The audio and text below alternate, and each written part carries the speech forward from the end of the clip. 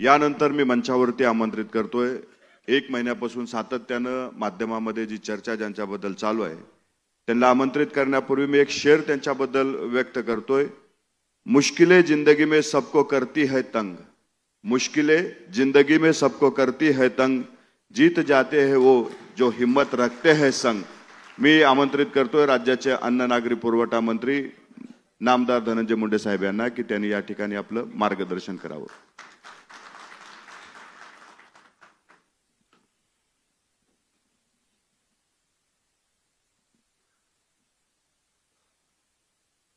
आजच्या या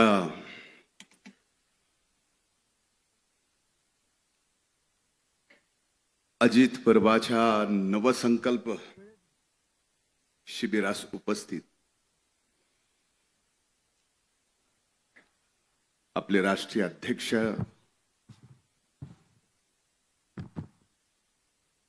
आदरणीय दादा, आदरणीय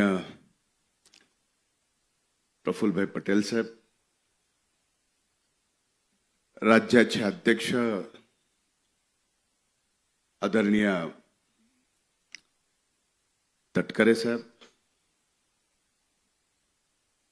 महिला आघाडीच्या अध्यक्षा माननीय रुपालीताई चाकणकर, इथं उपस्थित आदरणीय दिलीप वळसे पाटील साहेब, आदरणीय हसन मुश्रीफ साहेब, मंत्रिमंडळातील इथं उपस्थित सर्व आदरणीय सहकारी, विधिमंडळातील इथं उपस्थित सर्व सन्माननीय सहकारी, पक्षाच्या इथं उपस्थित सर्व सहकारी बंधू भगिनींनो आणि पक्षातील माझ्या इथं उपस्थित तरुण भावांनो, खऱ्या अर्थानं विधानसभेच्या निवडणुकीनंतर त्याच्या अगोदरही आपण अजित पर्व म्हणून पक्षासमोर एक दादांचा विश्वास महाराष्ट्राच्या जनतेसमोर ठेवला। विधानसभेच्या निवडणुका झाल्या,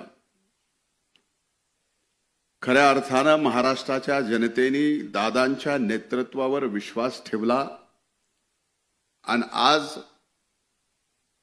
विधानसभेमध्ये सत्तेत येऊन अजित पर्व पुन्हा चालू झालं आणि त्यासाठी आपल्याला नवा संकल्प घ्यावा लागतोय, तेही शिर्डीमध्ये।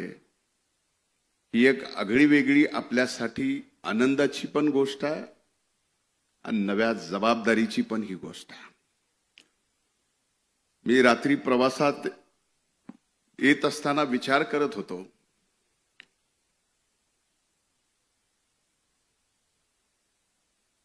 की शिर्डीच्या या बाबांच्या पवित्र भूमीमध्ये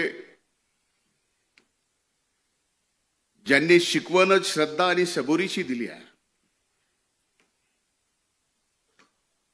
आपल्या पक्षाने सुद्धा 17, 18, 19 तारखेला या बाबांच्या पवित्र भूमीमध्ये श्रद्धा आणि सबुरीची शिकवण देत असताना काही दिवस अगोदर भारतीय जनता पार्टीने सुद्धा त्यांचं राज्याचं अधिवेशन याच साईबाबांच्या पवित्र भूमीत ठेवलं। तिथं सुद्धा बाबांची तीच शिकवण होती, श्रद्धा आणि सबुरी। सांगायचा मुद्दा एवढाच आहे, महायुतीत सत्तेत आपण आहेत, सत्तेतल्या 2 पक्षांनी शिर्डीमध्ये बाबांच्या या पवित्र भूमीत जिथं श्रद्धा आणि सबुरी शिकवली जाते, तिथं सत्तेत आल्यानंतर पक्षावर निश्चिम श्रद्धा ठेवावी लागते आणि पक्षाच्या नेतृत्वात विश्वास ठेवून सबुरीची शिकवण सुद्धा अंगी घ्यावी लागते. कदाचित हेच कारण असू शकतं म्हणून या शिर्डीच्या बाबांच्या दरबारात आज राष्ट्रवादी काँग्रेस पार्टीचं अजित पर्व एक नवसंकल्प आपल्याला हाती घेण्यासाठी या शिबिरात बोलवलेला. खरं तर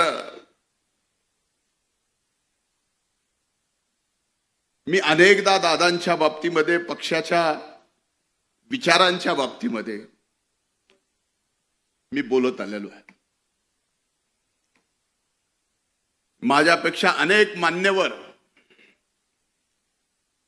राष्ट्रवादी काँग्रेस पक्षामध्ये मी या पक्षात यायच्या अगोदरपासून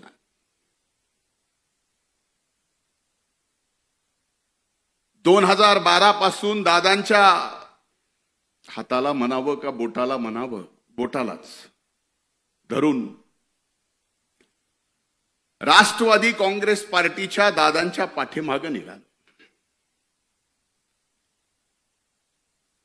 त्यावेळेस भारतीय जनता पार्टीचा मी विधान परिषदेचा आमदार होतो.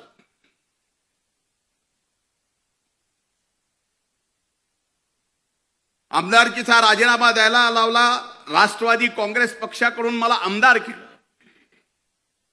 ती 2013ची गोष्ट. 2014ला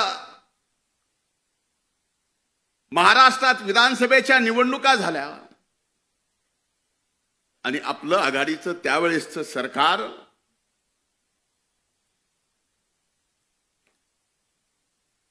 फार फरकानी पडलं आणि त्यावेळेसच्या भारतीय जनता पार्टीच्या सरकार आला. मला माहित नाही माझ्या त्यावेळेस माझ्यासाठी पक्ष म्हणजे त्यावेळेस दादानी मला माझ्यात काय पाहिलं आणि माझ्यावर विधान परिषदेच्या म्हणजे वरिष्ठ सभागृहाच्या विरोधी पक्ष नेतेपदाची जबाबदारी अतिशय कमी वयात माझ्या खांद्यावर टाकली. दादा म्हणूनच हा धनंजय मुंडे अजित पर्वच्या नवसंकल्पाच्या या शिबिरात एकदा विरोधी पक्ष नेता म्हणून 5 वर्षात 2दा मंत्री म्हणून आणि पुन्हा सरकार आले म्हणून 3ऱ्यांदा मंत्री म्हणून या ठिकाणी ताठमानानं उभं राहून बोलू शकतो. ही ताकद दादांची एकदा पाठीमाग उभी राहिली.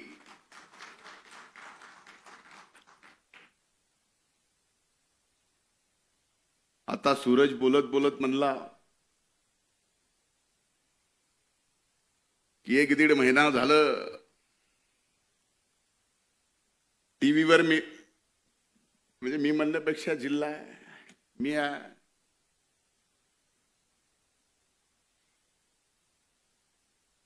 सूरज नाम है इसीलिए तो बदनामी पीछे है.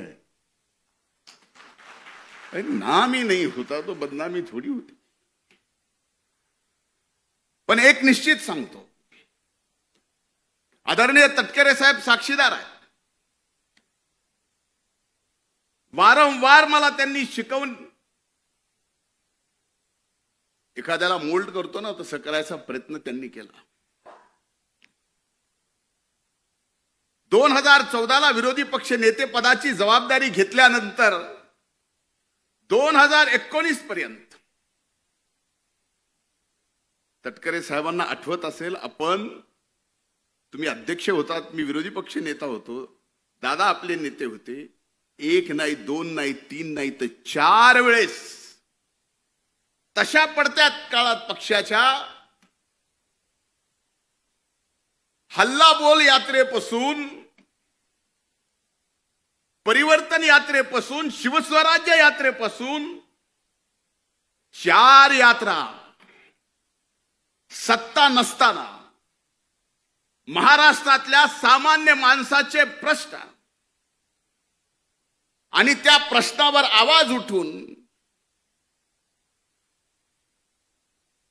आपण 19च्या निवडणुकीला लढलोत. भलेही तेवढं मोठं यश आलं नाही, पण 14 पेक्षा चांगले आमदार या ठिकाणी निवडून आले. हे मात्र निश्चित राष्ट्रवादी काँग्रेस पक्षाच्या त्या काळातील कष्ट घेणाऱ्या प्रत्येक सहकार्याचा, हे मान्य करायला पाहिजे.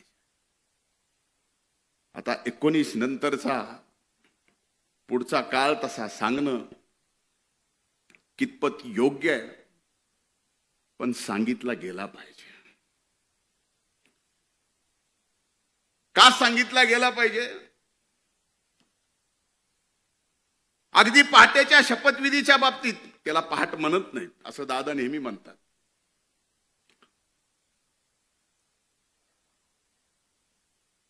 पण कदाचित त्याच्या शपथविधीच्या अगोदर साहेब आपण पण साक्षीदार आहे. मी दादांना विनंती केली होती.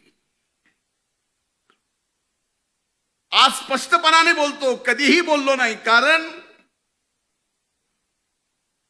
इथं फक्त आणि फक्त राष्ट्रवादी काँग्रेस पक्षाचे दादांचे एकनिष्ठ सहकारी आहेत म्हणून मी हे बोलायची हिंमत ठेवतो.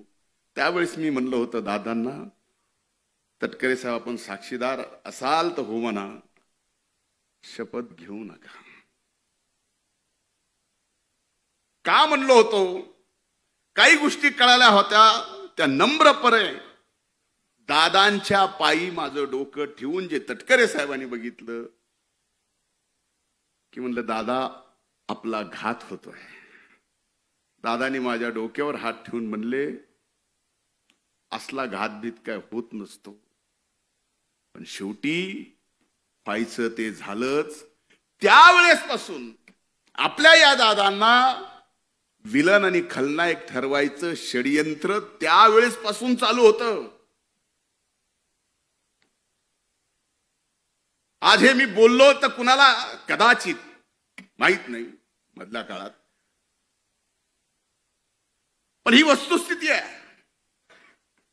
वारंवार या महाराष्ट्रात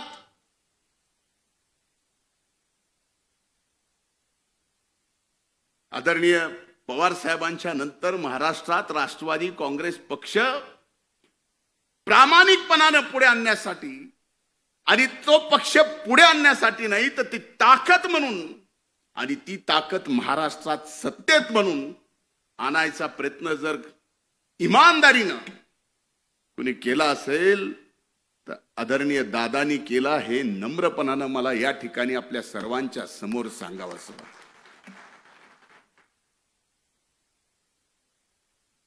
आता पहाट होती त्यामुळे त्या शपथविधीला मला येता आलं नाही, कारण पहाटेचं आपलं तसं जमत नाही. पण घेणं एक ना घेणं दोन, शिक्षा मात्र मला झाली. ही मान्य करता का नाही? माग कुणी जरी हो म्हणत नसलं तर माग शेखर भाऊ हो म्हणतायत.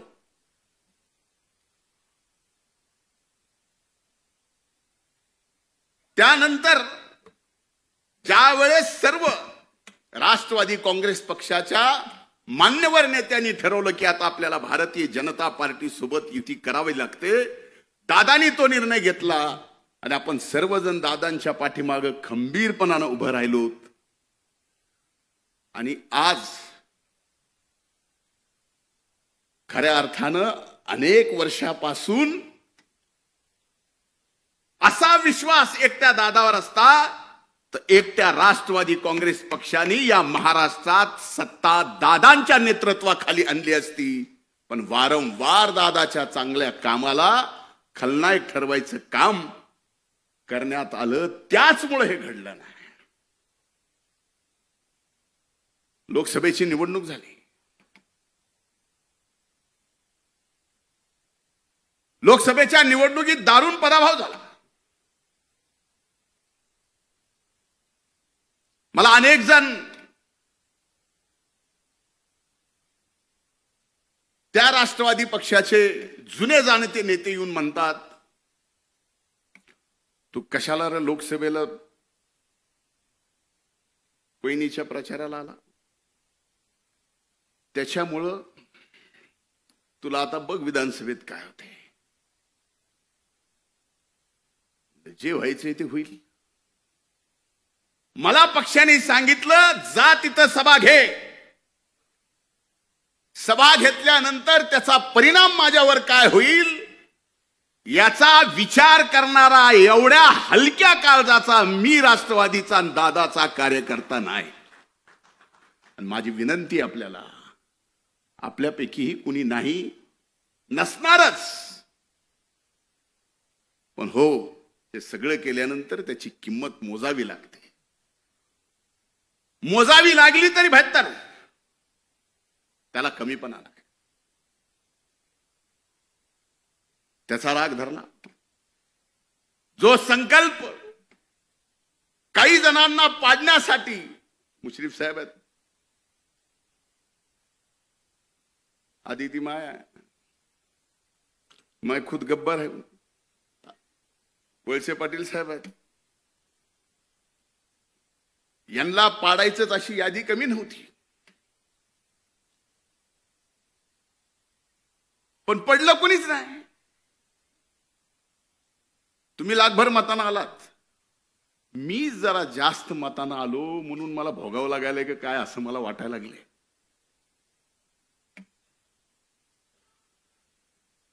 पण ही वस्तुस्थिती आहे. काही जणांनी आता खरं खरं उघडं पडलंय.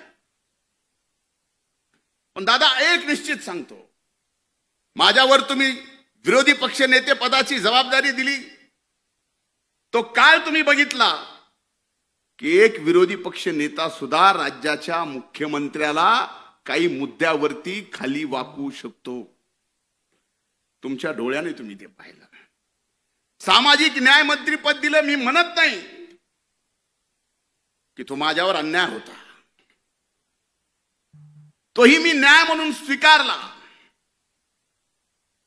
आणि एवढे चांगले निर्णय घेतले की शेवटी तुम्ही मला म्हणायला लागलात की अरे हे सामाजिक न्याय विभाग जास्त पळवू नको, कारण ते विभाग जास्त पळाला की सरकारला सुद्धा त्या स्पीडनं पळवावं लागतं.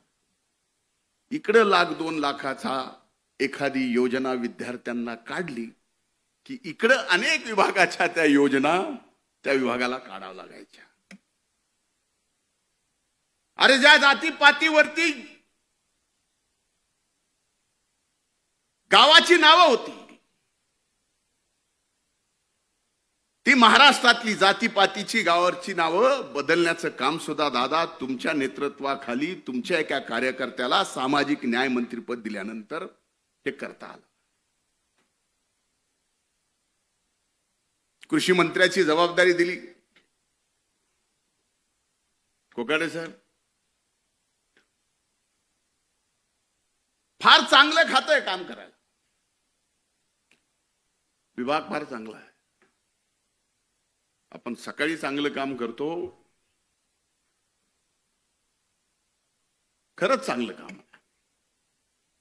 आपण जिम्मेदारी दिली दादा, 1 रुपयात या देशात 1 रुपयात पहिलं राज्य आहे, ज्या राज्यात पहिलं राज्य आहे महाराष्ट्र, ज्या राज्यात 1 रुपयामध्ये पीक विमा योजना आणली. आज त्या पीक विम्याच्या बाबतीमध्ये सभागृहात दादा तुमच्या सगळ्यांच्या समोर पीक विम्याच्या बाबतीत आरोप झाले की ज्या 1 रुपयाच्या पीक विम्यामध्ये 11,000 कोटी रुपये पीक विमा कंपनीला या महाराष्ट्राच्या शेतकऱ्याला द्यावे लागले. हे रेकॉर्डवर आहे, मी सांगत नाही, पण तरी आरोप होतात.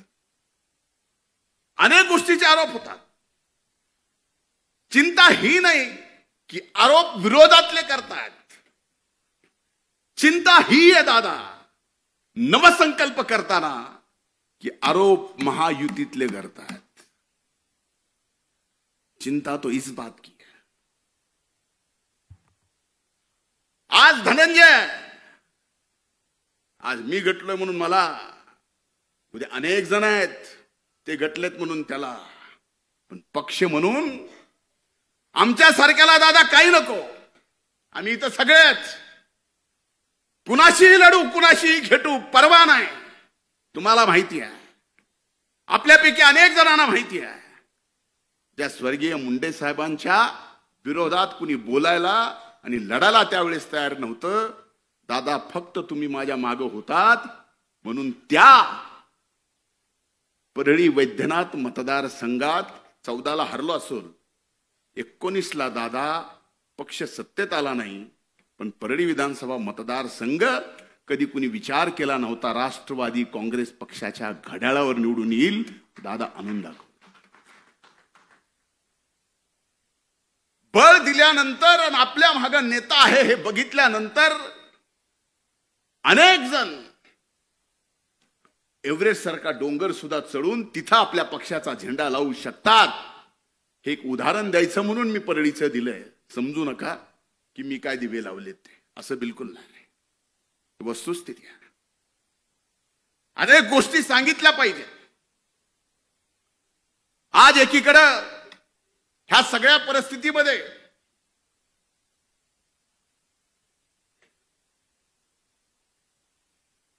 दादानी ऐकावं म्हणून मी थांबलोय. एक नक्की आहे,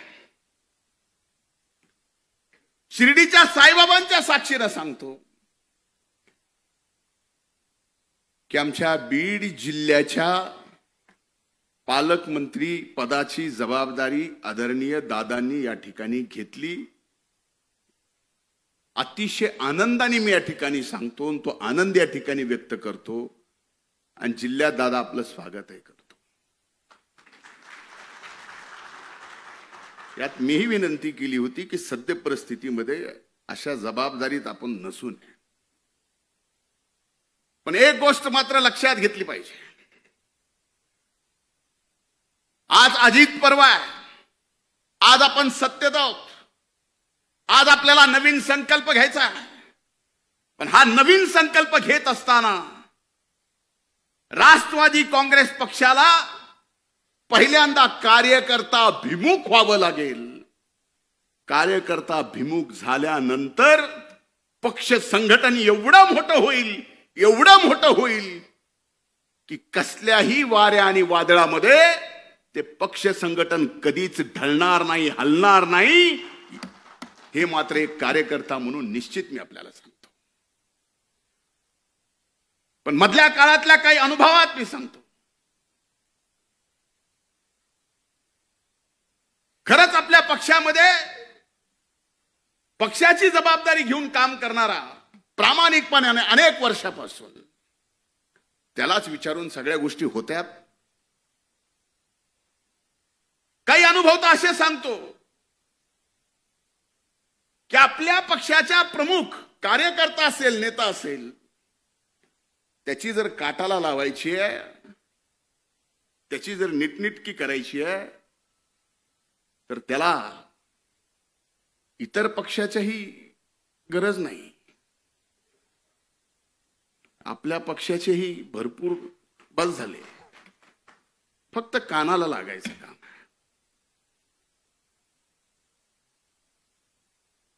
यानी काय होणार आहे? जे दादा तुमच्यासारख्या एका नेत्याने माझ्यासारखा कार्यकर्ता घडवला, भले आज लोक मला नेता समजत असतील, पण माझ्यातला कार्यकर्ता मी मरेल, पण माझ्यातला कार्यकर्ता मी कधीच मरू देणार नाही. त्यावेळेसच नेता जिवंत असतो. त्याच्यातला कार्यकर्ता मेला त्यावेळेस नेता संपला, पक्ष संपला. आणि माझ्यातला कार्यकर्ता मी कधीच मरू देणार. आज अनेक जण लोकसभेच्या प्रचाराचा मी विषय बोलत नाही, पण विधानसभेच्या प्रचारात मला सगळीकडून घेरला असताना मला अभिमन्यू करायचा प्रयत्न केला होता. पण विधानसभेच्या अगोदरच मी सांगितलं होतं की मी अभिमन्यू नाही, मी धनंजय आहे. पण आपल्यापैकी अनेक जण आहेत की हे काम करत असताना सुद्धा आपल्या सगळ्यांच्या प्रचाराला मी इमानदारीने आलो आणि जेवढं कठोर ज्या पद्धतीने बोलायचं, कोकाटे साहेब आपणही इथं आहात, अनेक जण आहेत. बाबासाहेब पाटील फॉर्म भरायच्या दिवसात लामटे साहेबांच्या गेलो, अगदी उद्या मतदान आहे, आदल्या दिवशी इथं विजयराजे पंडित साहेब असतील, त्यांच्यासाठी गाव टू गाव फिरलो. मी माझ्या मतदारसंघात फक्त 5 गावात गेलो होतो. मग ह्या अशा काम करणारा, फक्त नावाला नेता पण काम करणारा माझ्यासारखा कार्यकर्ता ज्या वेळेस कुठल्या तरी एका कारणाने फक्त मला टार्गेट करायचंय, त्याला कारण काय हे आपल्याला माहिती आहे. मुद्दा मला कितीही टार्गेट करू द्या, मुद्दा मला कितीही बदनाम करू द्या, पण दादा आता फार महत्वाची जबाबदारी आमच्या मातीची म्हणजे बीड जिल्ह्याची तुमच्यावर आली आहे. तुम्ही आता जिल्ह्याचे पालकमंत्री आहात. सगळ्यात अगोदर लोकसभेमध्ये जे सामाजिक सलोखा बीड जिल्ह्याचा नाही, मराठवाड्याचा नाही, महाराष्ट्रातला बिघडला होता, तो सामाजिक सलोखा पुन्हा बीड जिल्ह्यामध्ये नाही तर अख्ख्या मराठवाड्यात बिघडलाय.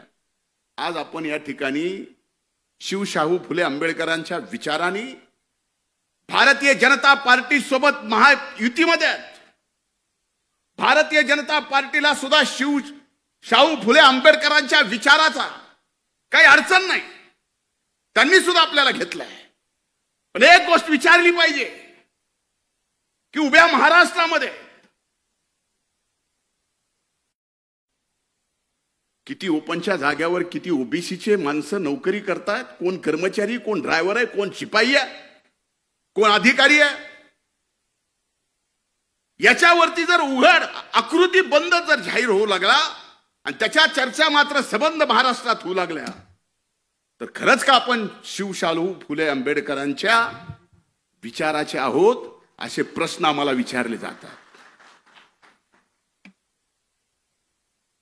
पावला पावलावर प्रश्न आमचे विचारले जातात. याच्यापेक्षा तुम्हाला दादा माहिती आहे, प्रशासन तुमच्या हातून जेवढं मजबूत होतो तेवढं कुणाच्याच नाही.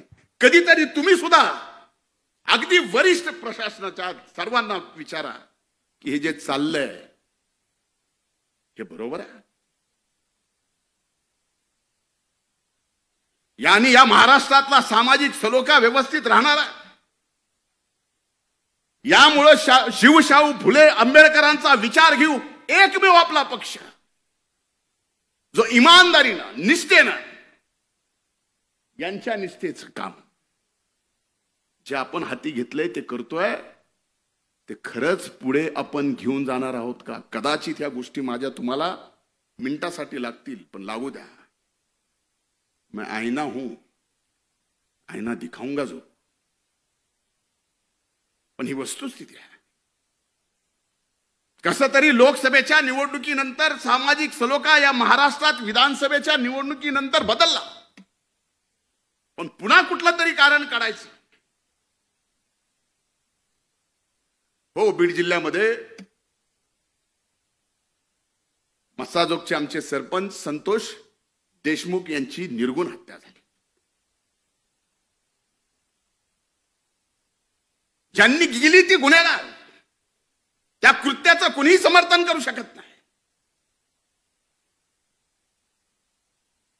आणि ज्यांनी केले असेल त्यांना फासावर लटकवलंच पाहिजे. आज प्रत्येक जाती धर्मात 5-10% गुन्हेगार आहेतच. कुणी उठून सांगावं की हो माझी अशी जात आहे, हो असा माझा धर्म आहे, एकही गुन्हेगार सापडणार नाही. सांगा बघ.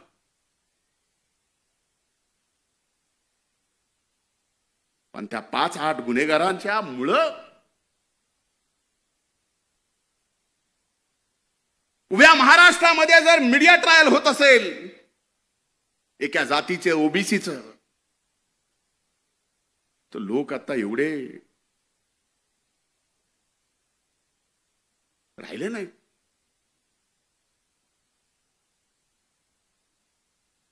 बीडचा बिहार,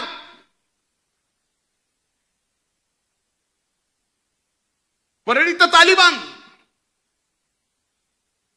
आम्हाला दुःख होत नाही. आमचा बीडचा बिहार अर्ध्याच्या वर 6 महिने ऊस तोडायला तुमच्याकडे असतो, त्याचा बिहार केला जातो.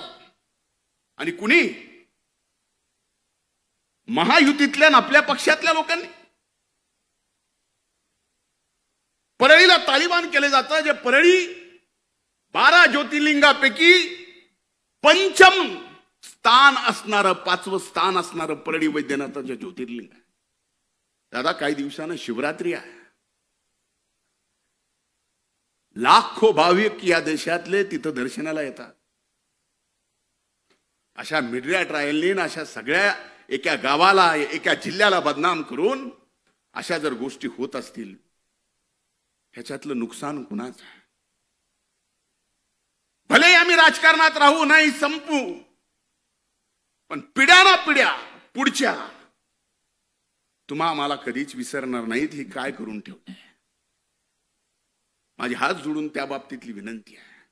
अरे, आमच्यासारखे माणसं लढणारे, मला माहिती आहे दादा, कुठल्या कुठल्या प्रसंगात, माझ्या वाईट प्रसंगात या पक्षाने माझ्या मागे उभं राहिले. मी ते कधीच विसरू शकत नाही, मरेपर्यंत विसरू शकत नाही. मेल्यानंतर माझी अग्नी दिली तर त्या अग्नीतला धूर सुद्धा तुमच्या उपकाराची परतफेड करू शकत नाही. दादा, मला माहिती आहे. असे प्रसंग कुणावर आले नाहीत, आणि असे प्रसंग कुणावर आले तर आमच्यासारखे कार्यकर्ते सुद्धा कुठं थांबले नाहीत. कुणी अंगावर आलं तर आम्ही सुद्धा आमच्या नेत्यासाठी शिंगावर घ्यायचं कमी केलं नाही. आत्ताच्याच प्रसंगात एक गोष्ट तुमच्या सगळ्याच्या समोर आली की मी मुंबऱ्याला नजीब मुल्ल्याच्या प्रचाराला का आलो, म्हणून ते सगळं चाललंय. ह्या सगळ्या गोष्टीचा विचार होणं आवश्यक आहे. आमच्या सारख्यानं एक लहान मतदारसंघ ज्यावेळेस पक्षासाठी बांधलाय, लहान, ज्या गावामध्ये दादा तुमच्या हाताला हात धरून तुमच्या सोबत आलो, त्यावेळेस त्या गावात आम्ही ज्यावेळेस दगड खाल्ले, 5 वर्ष लागू दिले नाही, तुमचा फोटो लावून त्या गावात ग्रामपंचायत राष्ट्रवादी काँग्रेस पक्षाची आणली. का? माग बघितलं की आम्हाला लक्षात यायचं दादा आहेत. बस कधी कधी आमच्या सारख्याला आता वाटायला लागले, माग बघितल्यावर कोण आहे, आम्हीच दचकायला लागलो. पण आता ही वेळ नाही. सांगायचा हेतू एवढाच आहे, मी आपल्यापेक्षा अनुभवाने प्रचंड लहान आहे. कधी कुणाला वाटतं मी सिरियस नाही. चुका काढायच्याच ठरल्या, टीकाकार व्हायचंच ठरलं तर माझ्यासारखं टीकाकार कुणीच होऊ शकत नाही. प्रत्येकाच्या अंगी आहेत, माझ्या असू शकतात. पण आज जर दादांच्या अथक परिश्रमातून, आपल्या सर्व मान्यवराच्या अथक परिश्रमातून पुन्हा महायुतीत आपण सत्तेत आलो असोल, आणि आपल्याला जर नवसंकल्प हाती घ्यायचा असेल तर कार्यकर्त्याला ताकद देताना त्या कार्यकर्त्यावर तेवढाच विश्वास सुद्धा ठेवला पाहिजे जेवढा विश्वास आमच्या नेत्यावर. अविश्वासाने मजबूत संघटन उभं राहू शकत नाही, राहू शकत. आणि एकदा का विश्वास टाकला, मी आपल्याला सांगतो, तुमच्यासाठी, आपल्यासाठी अजित पर्व हे आत्ता चालू झालेलं असेल. आम्ही अनेक वर्षापासून स्वप्न पाहतोय. जसा दादांच्या सोबत आलोय तसा नवसंकल्प आपण काय घेऊन जातोय.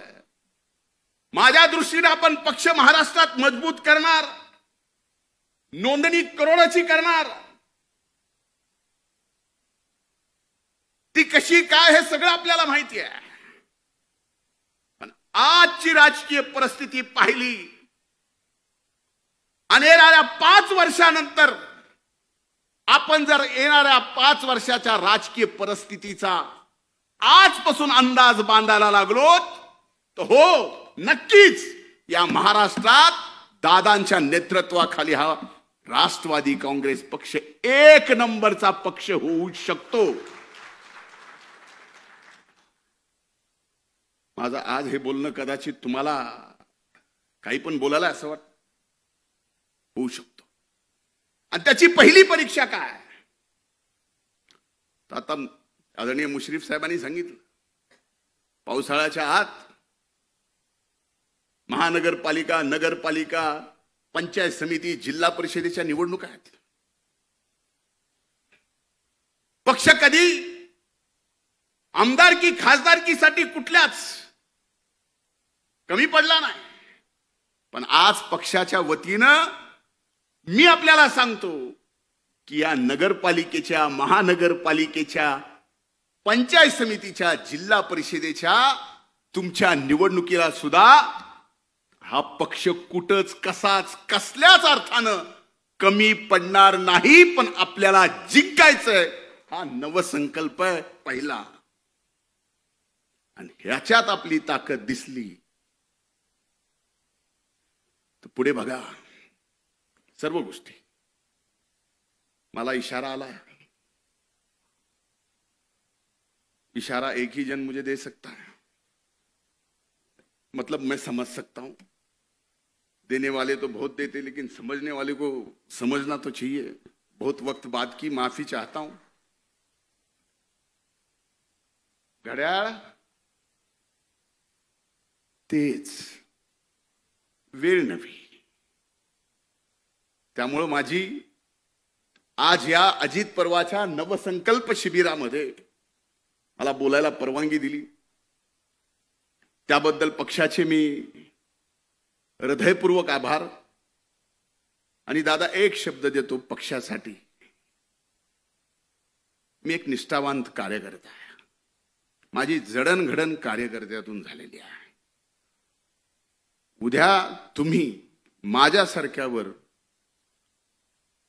पौंडेचेरीचा जरी जबाबदारी दिली ना तरी तिथं जाऊन पूर्ण वेळ काम करायची तयारी माझ्यासारख्याची आहे. त्याच्या बाबतीत काही म्हणजे मी काही जरी म्हणत असलो तर ही वस्तुस्थिती, कारण हे मी डोळ्यात डोळे घालून आपल्या पक्षाच्या सर्वांच्या समोर बोलतोय. आणि ही जबाबदारी आपण सगळ्यांनी घेतली पाहिजे. मी उदाहरणानं म्हणजे 2 मिनिट हसावं म्हणून, पण आपल्या जे शक्तिस्थळ आहेत ते आणखीन मजबूत करायची वेळ आहे. हेच खरा अजित पर्व आहे, हेच खरा नवीन संकल्प आहे. खूप खूप धन्यवाद. जय हिंद, जय महाराष्ट्र, जय Rashtrawadi. Like, comment, share, subscribe. धमाल अपडेट, तुमचं अपडेटचं विश्व.